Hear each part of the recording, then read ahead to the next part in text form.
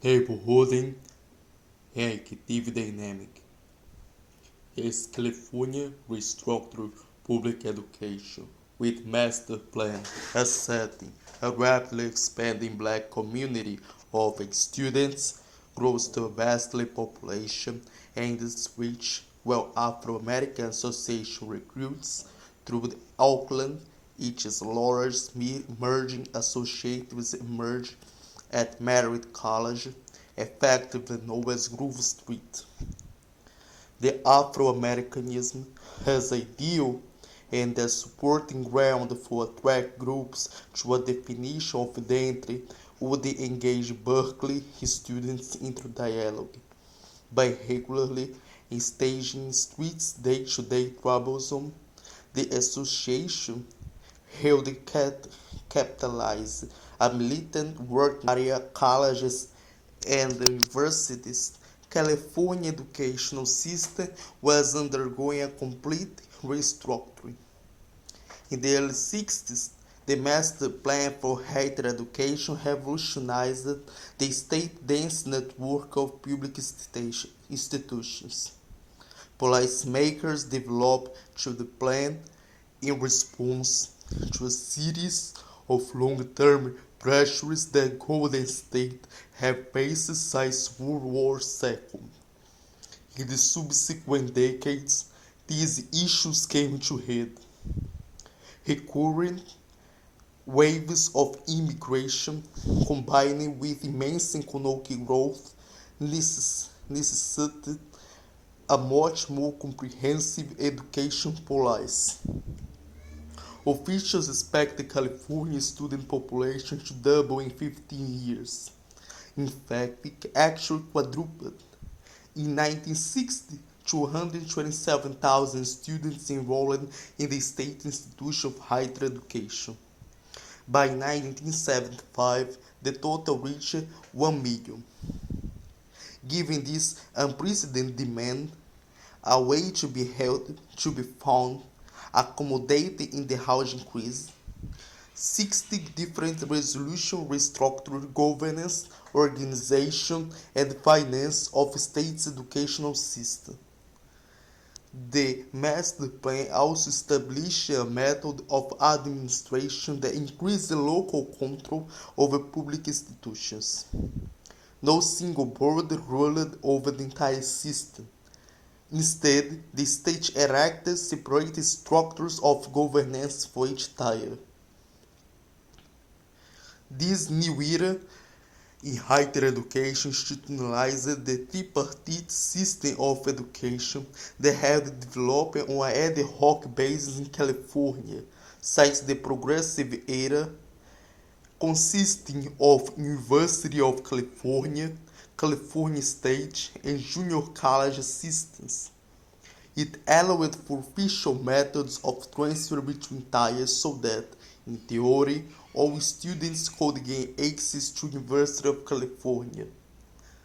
New opportunities shaped some of the more practical concerns of the Black Studies movement at the community college level. Moreover, it also vastly extended the number and size of junior colleges. Partial state funding for local initiatives provided 22 new campuses that were required to admit all students with housing dynamic tool that took hold in which the increase in black students fed political organizing and political organizing turn attracted people who would never have considered attending college.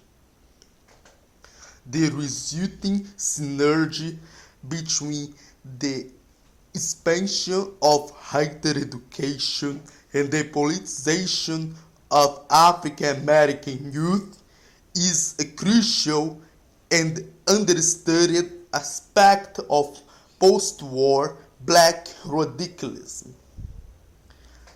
The tendency in an older black power historiograph to overemphasize issues of violence versus nonviolence and white expulsion from civil rights organizations has a class student movement that culminated in founding Black Panther Party for self-defense.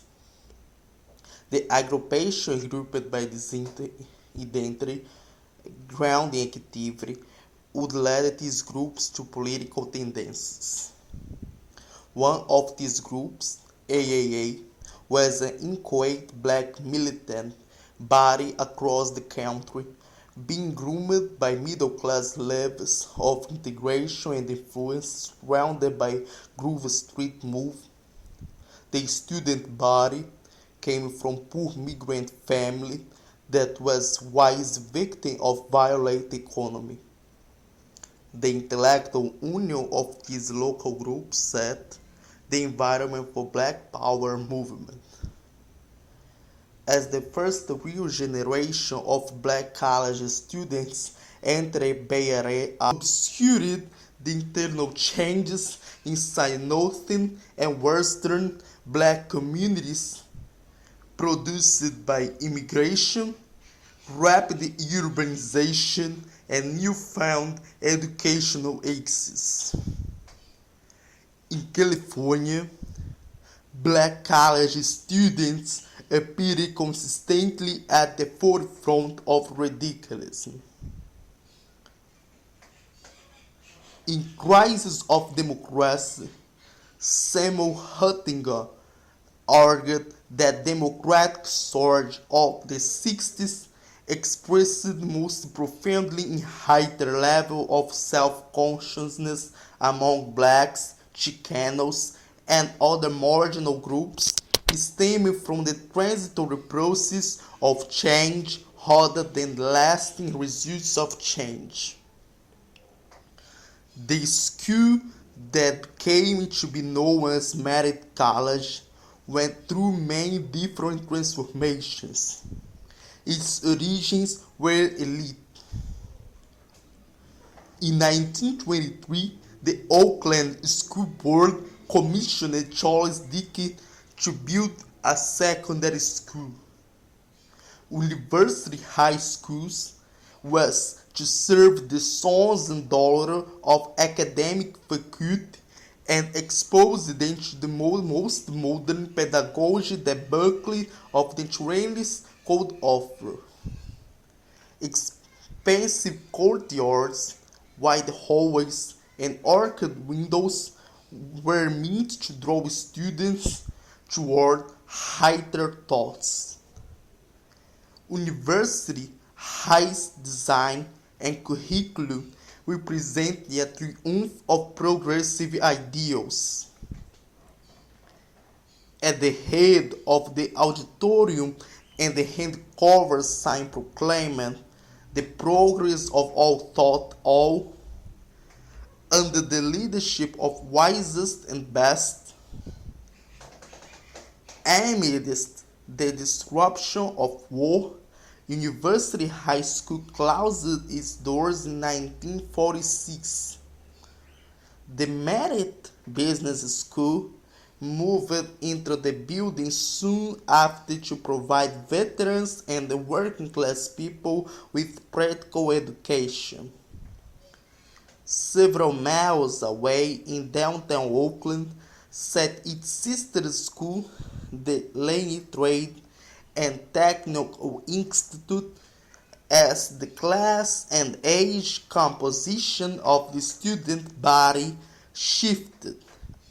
Vocational training and private enterprise replaced the lofty ideals of merit progressive ancestors. The Oakland Unified School District, president of both schools, until local officials established the Oakland Junior College system in 1953. In the early 50s, Merritt and Laney developed a clear division of intellectual labor.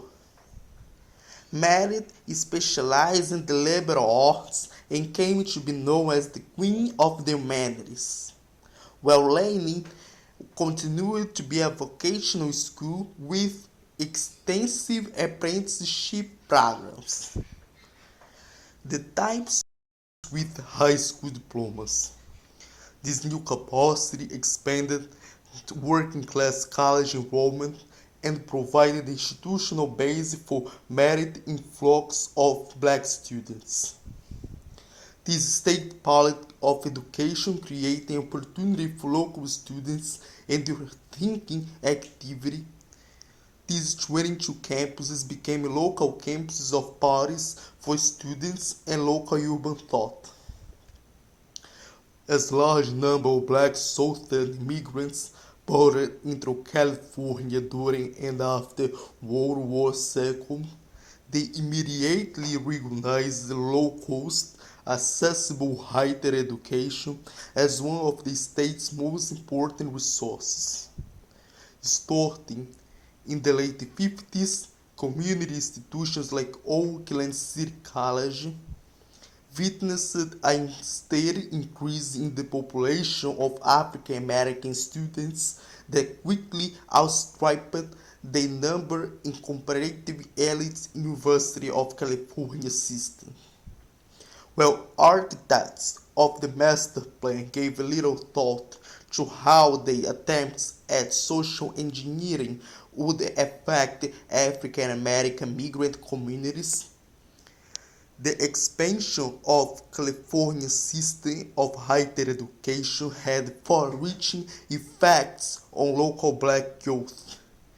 Increased enrollment meant not only better economic opportunities, but also participation increased in militant campus culture of early 60s.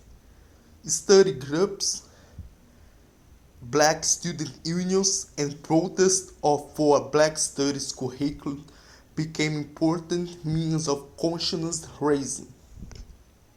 As a result, many of the radical groups that emerged later in the decade stemmed from this earlier period of student activism. Historian William O'Neill has argued that the democratization of higher education inaugurated a basic shift in youth culture from secondary schools to colleges and universities. When the 60s began, youth culture meant the way adolescents lived. Its central institutions were the high school and the mass media. Its principal activities were consuming goods and enacting courtship rituals. As time went on, college enrollment increased to the point where colleges were nearly as influential as high school in shaping the young. On the West Coast, this structural shift contributed to the spread of black nationalism and later black power. Among American African youth, starting in the early 20th century, California boasted the largest university enrollment in the country.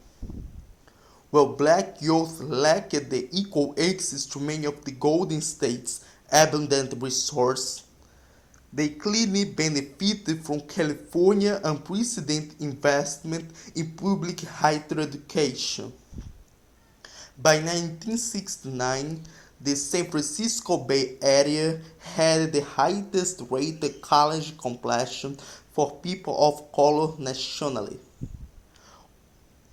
Over 13% of non-white residents aged 25 or older had completed 4 years or more of college. This remarkable figure was nearly double the percentage of New York Cityans, 6 times that for St. Louis, Missouri, and at 11%, Los Angeles alone remotely approached levels of minority college completion comparable to those in the Bay Area. These numbers had a political as well as socio-economic significance. The early infrastructure for Black Power organized in California centered in study groups at public universities. É muito livro.